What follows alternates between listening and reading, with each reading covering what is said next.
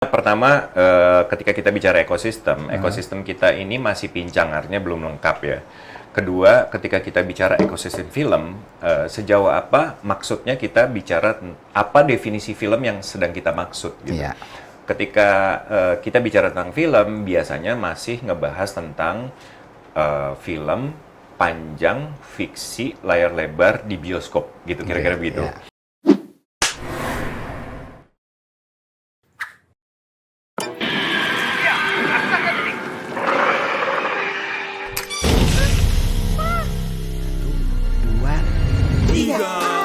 Tontonlah film sesuai umurmu.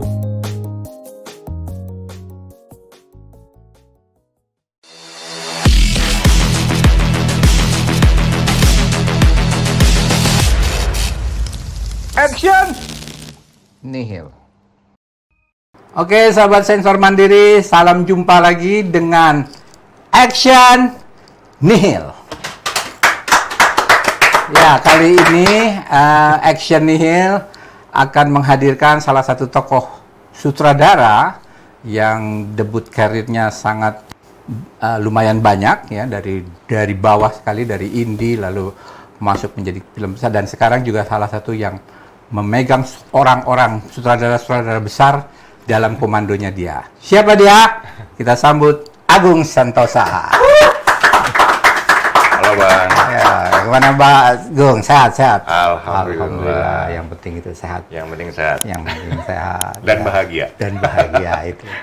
Ya Gung, oke, udah lama kita nggak ketemu nih Gung ya. Kita ngobrol aja di sini. Terima kasih sudah mau podcast sama kita. Terima kasih juga Bang. Nah, karena kita sebenarnya ini acara untuk pengetahuan kepada teman-teman generasi baru tentang apa sih dunia film tuh kayak apa sih gitu loh ya.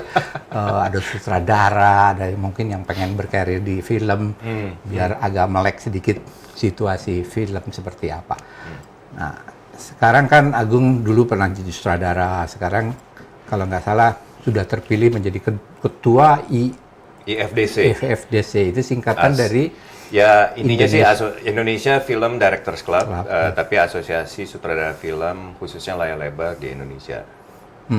Oke, berarti ada asosiasi, jadi perkumpulan sutradara-sutradara ya? Sutradara, ya. Itu khusus film layar lebar? Sejauh ini ya. Oke. Sejauh ini ya. Tapi kita lagi mencoba menata nanti karena kita mau merespons juga terhadap situasi ekosistem kedepannya juga sih. Bisa cerita nggak, Gung?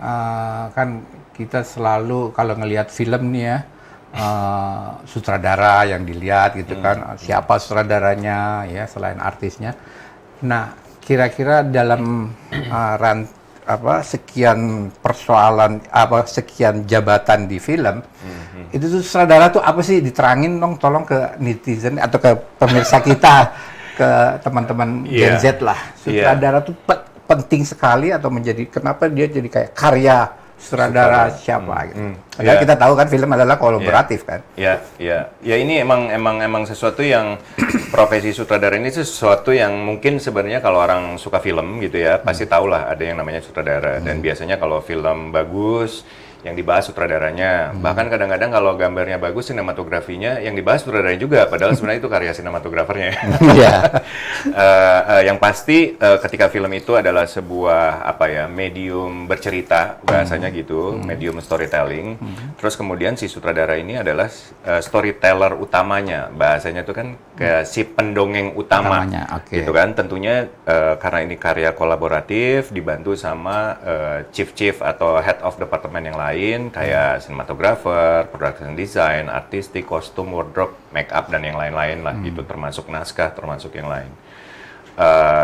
Di situ sebenarnya dia fungsinya mengorkestrasi sedemikian rupa gitu ya, sehingga dia mengarahkan, kalau bahasa lainnya pengarah gitu ya. Kalau bahasa Perancisnya realisator gitu ya, realisator gitu ya bahasa normalnya.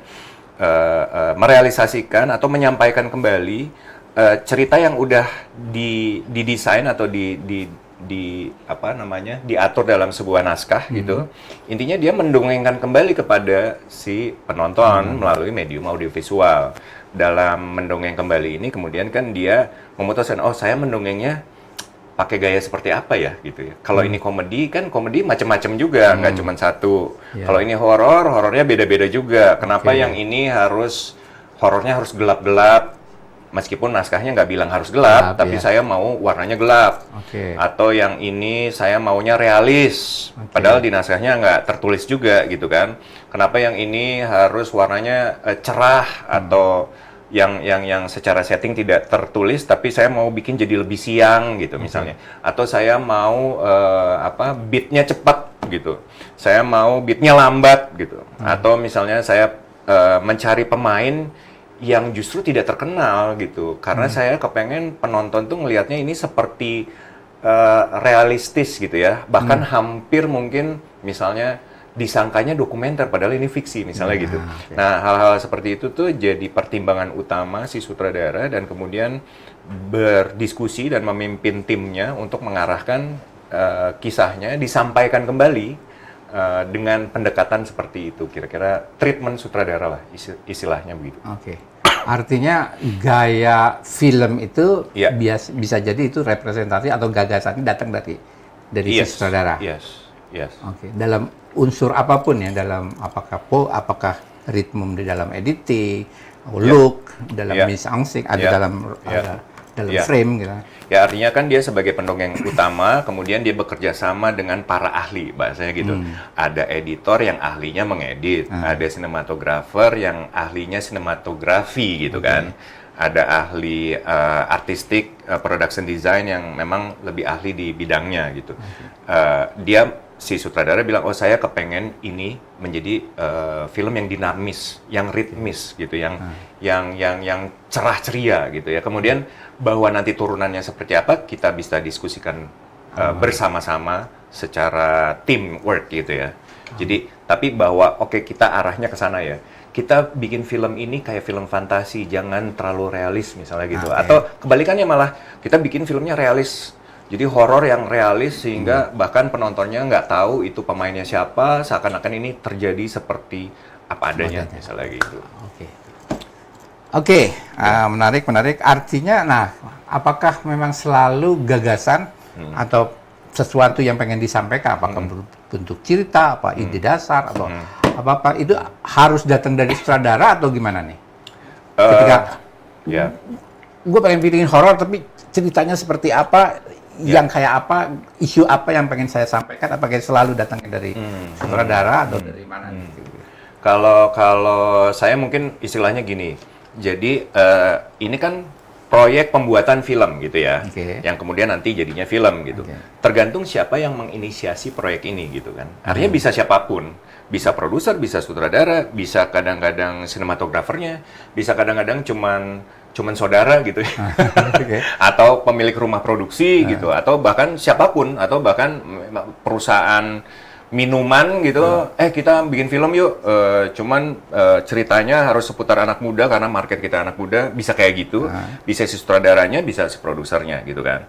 Nah, ide proyek ini kemudian diturunkan menjadi desain project gitu kan, project design gitu. Oke, kita mau bikin film yang ditonton untuk anak muda misalnya gitu, atau enggak, ini saya sebagai sutradara, saya sebagai seniman, saya peduli sama isu sosial misalnya, tentang keadilan misalnya gitu. Kemudian yuk kita mau nggak rame-rame kita menginisiasi proyek ini, kamu mau nggak jadi produsernya gitu, kamu jadi penulisnya gitu. Yang sebenarnya di situ dia sedang melakukan fungsi producing juga ya.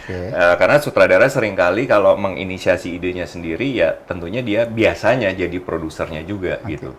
Terus dari situ kita berproses bareng, temanya tentang keadilan, tapi saya kepengen ini bisa ditonton oleh anak muda. Jadi dari situ kita mengelola di dunia kreatif maupun seni ini kan sebenarnya semuanya tentang mengelola ekspektasi saya sebagai pembuat terhadap hasilnya, penonton kepada filmnya, produser kepada investornya gitu kan, terhadap penontonnya juga. Artinya ini bagaimana kita mengelola itu, dan bagaimana kemudian cerita ini dalam konteks temanya, dalam konteks cara menyampaikannya gitu, kemudian menjadi relevan kepada audiensnya gitu.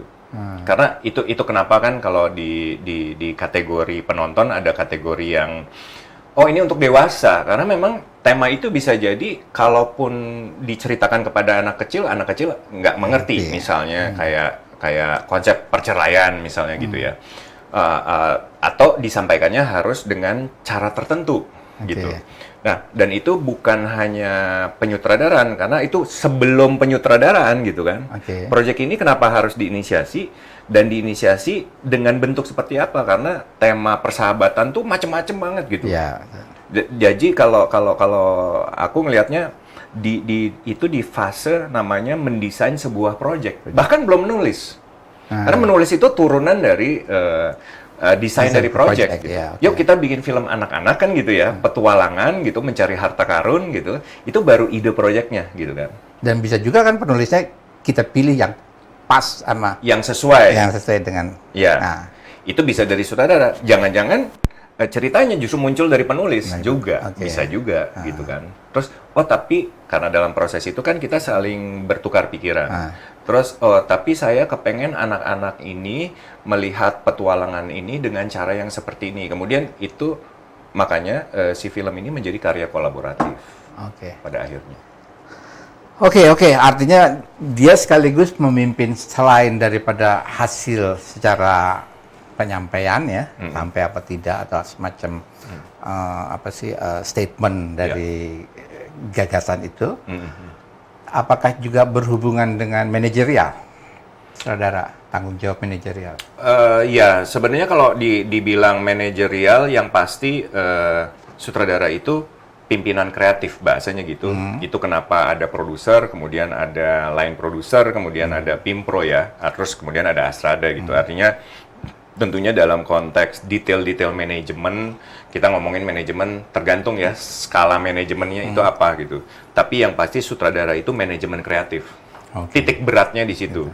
Jadi manajemen kreativitasnya, pengelolaan kreativitasnya, mau warnanya suram, mau terang benderang, mau warna-warni, mau pacingnya lambat, blockingnya rumit, blockingnya sederhana gitu kan. Kenapa harus sederhana? Itu kemudian wilayahnya di situ. Tapi kalau misalnya manajemen, misalnya gini, penginapan di mana, harganya berapa, itu tentunya nggak ada hubungannya. Tapi misalnya kalau sutradaraan.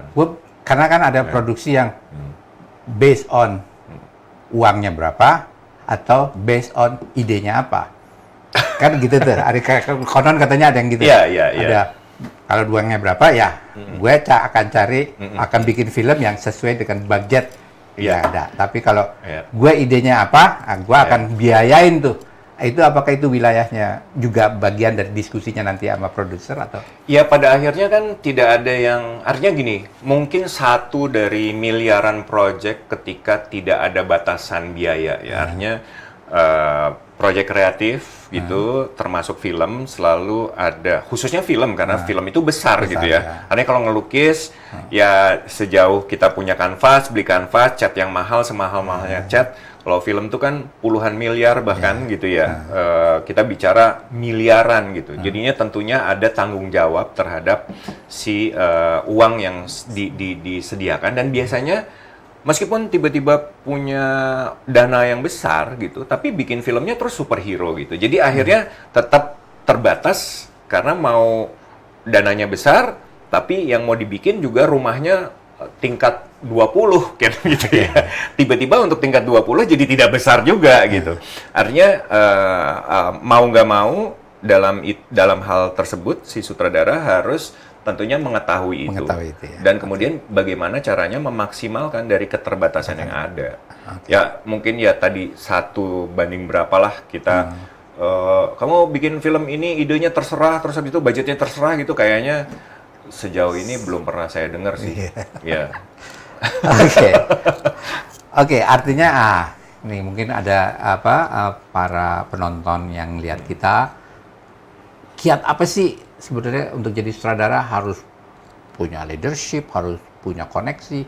Kira-kira untuk menjadi, selain belajar ya tentunya dari bawah ya, latihan gitu, mungkin supaya bisa terus dipercaya, karena kan pengelola uang menghasilkan karya yang kalau bisa menguntungkan kan, balikin duit lah kalau minimal, atau minimal apapun ya tujuan dari film itu Ya. gitu berhasil gitu. Nah, Ya. kira-kira bagaimana sih sebuah perjalanan kalau misalnya mau menuju apa sih yang harus kita miliki untuk jadi sutradara? Karena kan besar banget tuh harus Ya. menanggung. Ya. Dia salah satu utama lah dari sutradara dari film kan. Iya, iya, ya, yang pasti memang seperti tadi ya, film itu membutuhkan biaya yang sangat besar.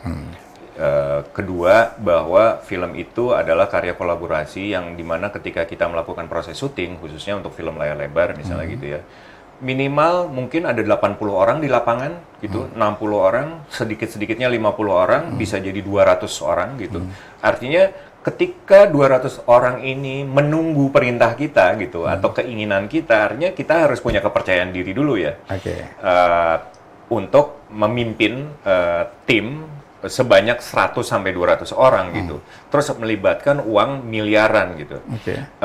Tapi kan sebelum itu peristiwa syuting namanya, produksi pengambilan gambar, sebelumnya kan kita mendiskusikan di fase naskah gitu kan. Dan bagaimana kemudian si sutradara ditunjuk bahkan di fase awal gitu ya, atau persiapan gitu. Artinya dia harus tahu apa yang dia mau kemudian. Nah, terus kita tarik mundur kan gitu ya. Yang dia mau ini hubungannya sama apa? Hubungannya sama storytelling gitu. Bagaimana kita mau apa? Tujuan film ini apa? Menghibur. Misalnya karena ini komedi, jadi saya kepengen penontonnya ketawa ngakak guling-guling di bioskop dari menit pertama sampai menit terakhir. Sehingga maka cara berceritanya gini nih. Naskahnya begini nih. Tokohnya yang di casting, aktornya harus ini. Karena itu semua akan mengerucutkan si filmnya nanti, sehingga ketika ditonton gitu akan membuat si penontonnya tertawa guling-guling. Kalau horor artinya membuat penontonnya takut. Berdebat gitu ya, berdebar dari menit pertama sampai menit terakhir gitu ya. Dari situ tentunya ada beberapa orang yang mungkin anomali mungkin ya dikasih bakat gitu ya tanpa latihan ya. Tapi kan kita bicaranya secara umum gitu. Bahwa kita ya tentunya harus latihan. Ya sekarang kan seperti saya ngomong gini, sebenarnya kan ngomong ini latihan. Pidato itu kan storytelling. Mengajar itu storytelling gitu kan. Nyeritain pengalaman, tahu nggak kemarin tuh gue liburan ya ke Bali, tapi ternyata duit gue dicolong orang gitu, misalnya gitu. Itu kan melatih kita sebenarnya, dan semua manusia itu pasti ada proses dipaksa bercerita karena harus berkomunikasi gitu kan. Disuruh ke pasar, sayurnya nggak ada, atau maunya bikin sayur lodeh jadinya sayur asem. Kenapa? Karena di pasar nggak ada. Kenapa nggak ada? Biasanya ada kok gitu. Karena ada pagebluk, terus tiba-tiba ada bahan-bahan yang habis, misalnya kan gitu ya. Jadi itu semua dari proses yang sifatnya lisan, verbal, terus kemudian kita menulis gitu kan ya. Ya tentunya semua yang pernah sekolah ataupun nggak sekolah pun dipaksa untuk nulis gitu kan ya. Menuliskan apa yang ada di kepala kita, dan kemudian bagaimana itu dibaca sama orang lain, dipahami sama orang lain gitu. Ya tentunya kalau di Indonesia sekarang atau di dunia lah sekarang. Kalau zamannya saya sama Atung itu kan dulu untuk punya akses ke film 35 kamera 35 mm itu mahal sekali. Mungkin hanya orang-orang tertentu, bisa jadi cuma di Jakarta. Jadi orang kalau mau jadi pembuat film layar lebar dulu 20 tahun yang lalu harus suka nggak suka harus ke Jakarta. Sekarang udah eranya digital. Bahkan dulu kita belum ada HP gitu ya, belum ada smartphone, belum bisa ngerekam video. Jadi sekarang tuh ketika kita setiap hari merekam video dengan smartphone, kalau mau jadi filmmaker ya itu latihannya kan. Dengan artinya sekarang tuh accessible alatnya, murah, tapi yang pasti latihan. Ya artinya kalau kita mau belajar masak gitu, terus kita ujuk-ujuk beli bahan di pasar, mau sekali masak harus langsung enak, kan nggak mungkin. Kecuali kita anomali luar biasa, prodigi dan yang lain-lain. Jadi harus ada proses belajar. Ya bisa jadi ke sekolah film, tapi biasanya kalau orang tua misalnya sekolah film ngapain gitu. Terus ya artinya sekarang smartphone sangat biasa, apalagi generasi yang sekarang ya. mungkin dia brojol baru lahir ke dunia aja udah video Udah callan pegangin sama mbahnya. Iya. Gitu kan. Jadi beda sekali sama generasi Kita yang dulu zaman ya. dulu, zaman X Kira-kira dan- gitu. Oke, menarik. Ya, artinya tadi catat kalau saya boleh ini kan ada leadership ya. Iya. Harus minimal pernah leadership itu juga bisa dilatih. Bisa dia memang given Iya. sebagai leadership dari kecil memang sudah terlatih menjadi leadership, tapi juga bisa memang harus dilatih gitu kan. Iya. Terus latihan itu penting, artinya latihan dari awal sampai Iya. apakah dari seperti ini sekarang mungkin anak-anak Gen Z bisa dong mestinya ya dari latihan yang sederhana bikin adegan podcastan itu lama-lama disambungkan dijadikan seri itu juga bagian dari latihan. Terus wawasan ya penting nggak? Ya, wawasan dan berjejaring mungkin satu yang ditambahin ya.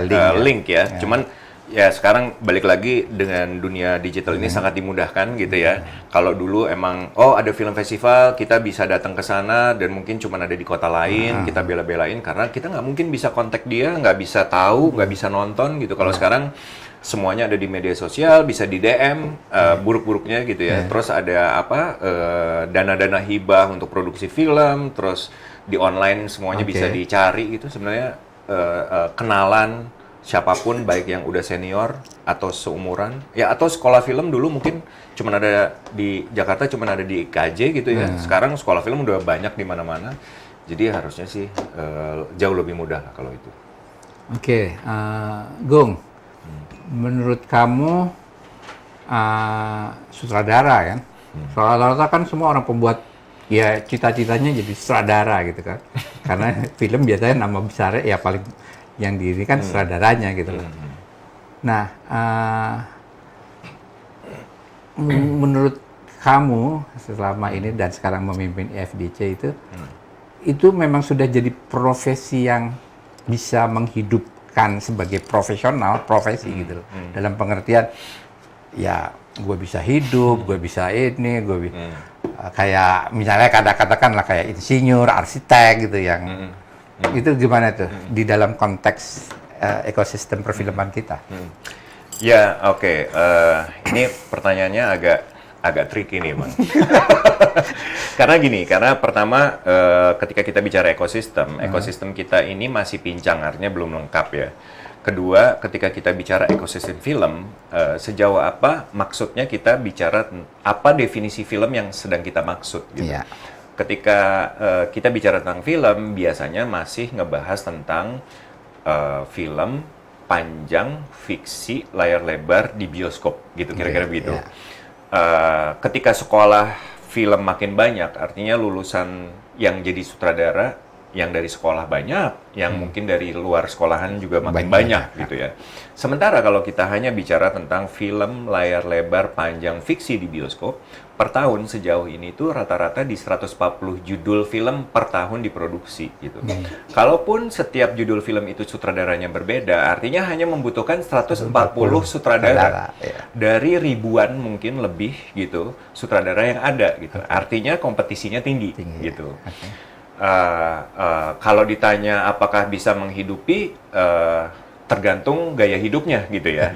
Tapi kan pertanyaannya apakah satu orang sutradara itu mendapat dari ribuan gitu, mendapatkan kesempatan dari 140 judul per tahun itu.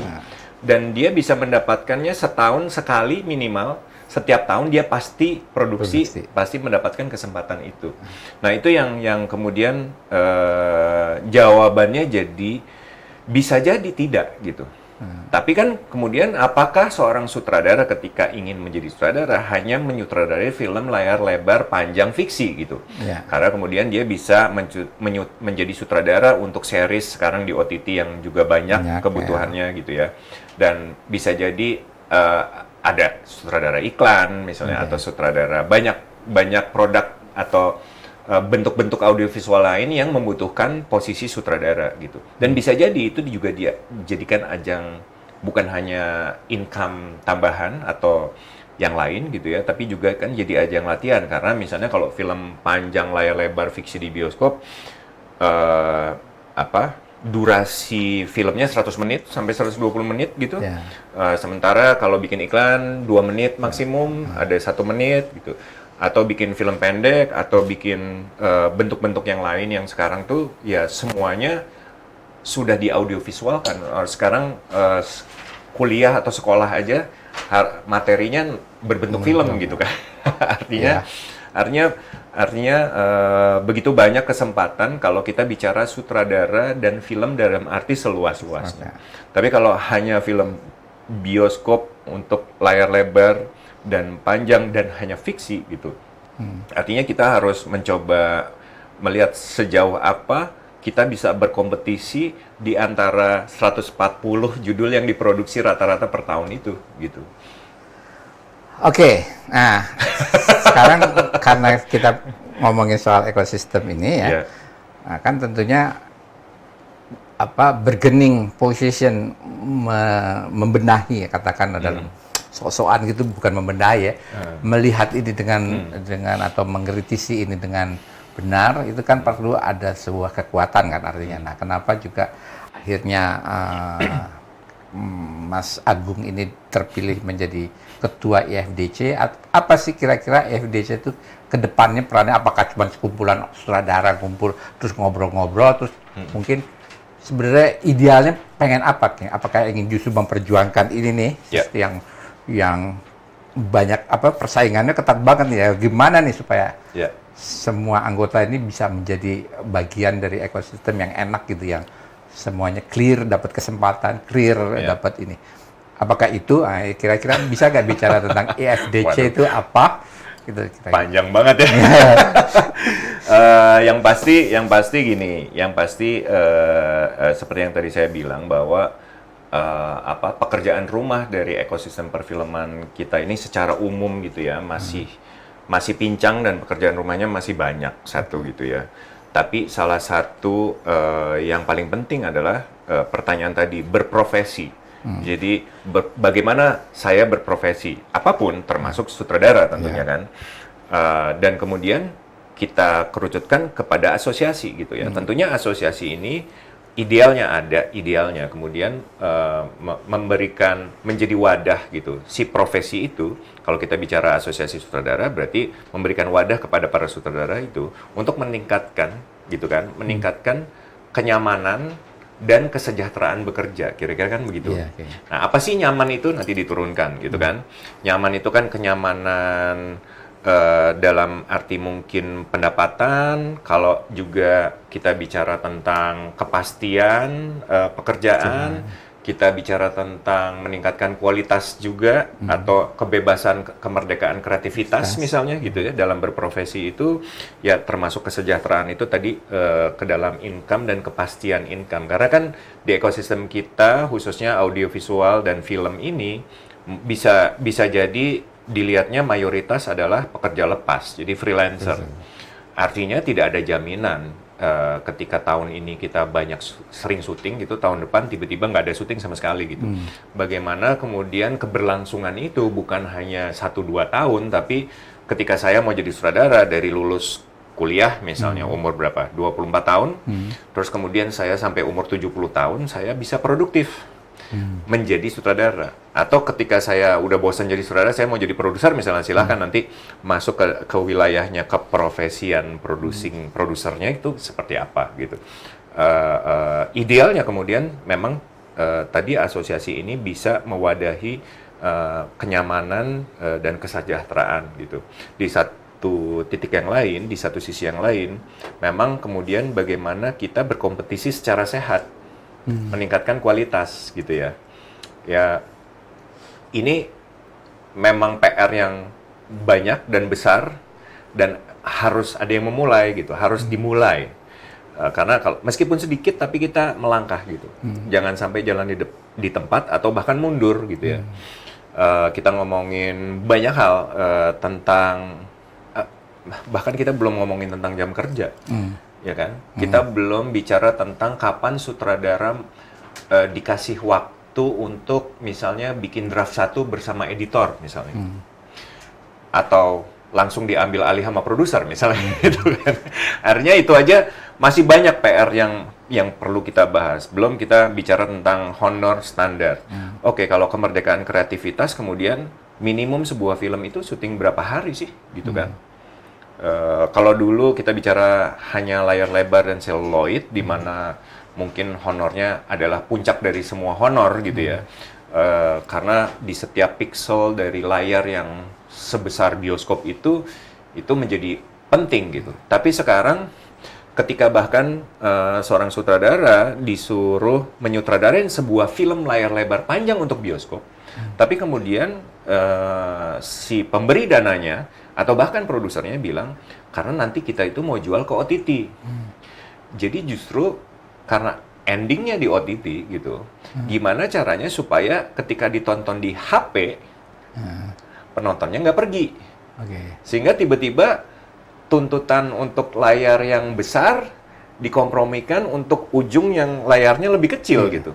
Nah, masalahnya boro-boro kita ngebahas ke sini, banyak hal-hal basic gitu yang standar yang kita belum telatenin lah, belum kita urus secara bersama-sama. Jadi dan ini nggak mungkin hanya si profesi sutradara aja, karena memang ini interaksinya dengan produser, dengan sinematografer, dengan aktor, dengan investor, editor, semua departemen menjadi penting. Nggak bisa cuman jalan satu-satu gitu.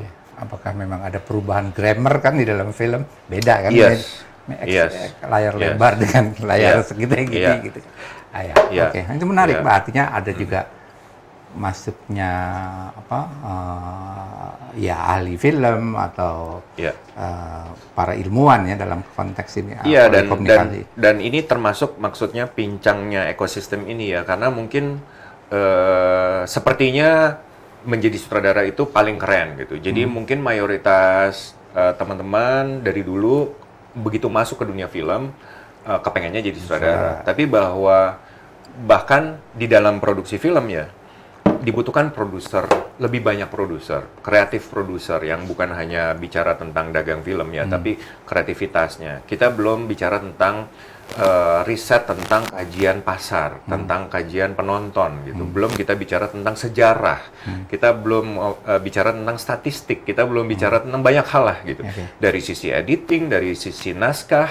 Terus kalau semua orang merasa bahwa misalnya naskah perfilman film-film Indonesia itu masih lemah gitu. Solusinya apa? Dikasih workshop gitu. Apakah sesederhana itu gitu? Terus kalau misalnya bahkan nih jauhnya ya gitu, presiden kepengen kita seperti Korea Selatan gitu. Pertanyaannya, Korea Selatan menjadi yang sekarang film-film Korea itu dimulai dengan film di bioskop atau dimulai dengan film series misalnya gitu.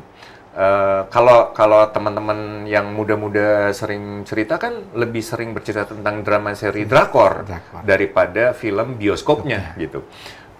Cuman kajian-kajian seperti ini belum dilakukan gitu.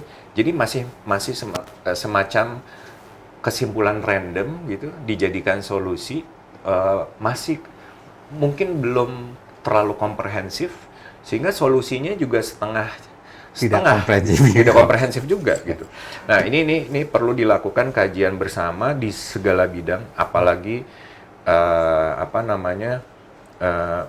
menemukan baseline, istilahnya dasar, fondasi dari pijakan langkah kita ke depannya. Semua orang kepengen maju, semua orang kepengen sugih, semua orang kepengen keren gitu. Tapi gimana caranya supaya nggak random banget gitu? Nah, artinya kan, ya mungkin ada wilayah-wilayah kreatif atau wilayah-wilayah ekonomi, manajemen ekonomi yang memang di bagian dari pemilik entrepreneur film ya, pengusahanya, mau kreatornya ya. Tapi juga ada wilayah-wilayah yang kayak kajian atau apa segala macam. Itu artinya kan ada wilayah-wilayah yang mestinya dipegang oleh negara kan, strategi secara besar. Nah, di mata kamu Gung sebagai personal Agung atau sebagai ketua EFDC, itu kira-kira peran negara ini sudah masuk gak sih ke arah itu terhadap film gitu? Apakah memang menjadi bagian dari hal kecil dari strategi atau justru kita lihatlah Amerika bagaimana pentingnya film menjadi alat propaganda dia, alat kebesaran militer dia, alat segala macam lah, dan Korea dan segala macam cara menjual Samsungnya melalui seriesnya, cara menjual makanannya gitu. Nah, apakah negara punya concern nggak terhadap itu? Sebagai personal maupun sebagai ketua FD. Dan harapannya apa? Action! Nihil.